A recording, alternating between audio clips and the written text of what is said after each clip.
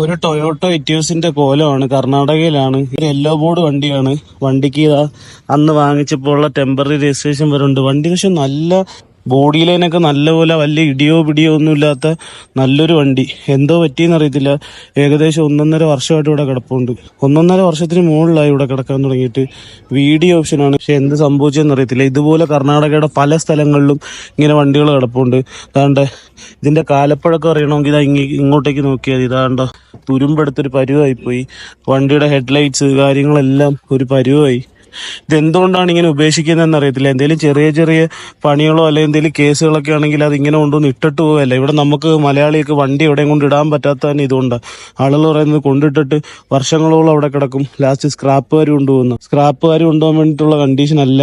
ഇതെന്താ സംഭവം എന്ന് അറിയത്തില്ല. നമുക്ക് ഇവിടുത്തെ പോലീസിനോടൊന്നും ചോദിക്കാൻ പറ്റത്തില്ല. അങ്ങനത്തെ ഒരു അവസ്ഥയിലാണ് ഈ വണ്ടി കിടക്കുന്നത്. അവസ്ഥയെന്ന് പറഞ്ഞാൽ ഭയങ്കര മോശമാണ്. കാരണം ഒന്നാമത്തെ കാര്യം ഇതൊരു ടാക്സി വണ്ടിയാന്ന് പറയത്തില്ല. അമ്മാതിരി വൃത്തിയുണ്ട് വണ്ടി കാണാനായിട്ട്. ഇപ്പോൾ ഈ അഴുക്ക് പിടിച്ച് കിടക്കുന്നതുകൊണ്ടാണ്. അല്ലാതെ നല്ല വൃത്തിയുണ്ട്. നല്ല ബോഡി ലൈനും ബോഡി ഷേപ്പും ഉള്ളൊരു വണ്ടി. പക്ഷെ എന്ത് സംഭവിച്ചെന്ന് അറിയത്തില്ല. ഇതെന്തുകൊണ്ടാണ് ഇങ്ങനെ സംഭവിക്കുന്നതെന്ന് അറിയാവുന്ന പുതിയതായിട്ട് ഈ വീഡിയോ കാണുന്ന പുതിയ ആളുകളുണ്ടെങ്കിൽ ഫോളോ ചെയ്തിട്ട് എനിക്ക് പറഞ്ഞു തരിക.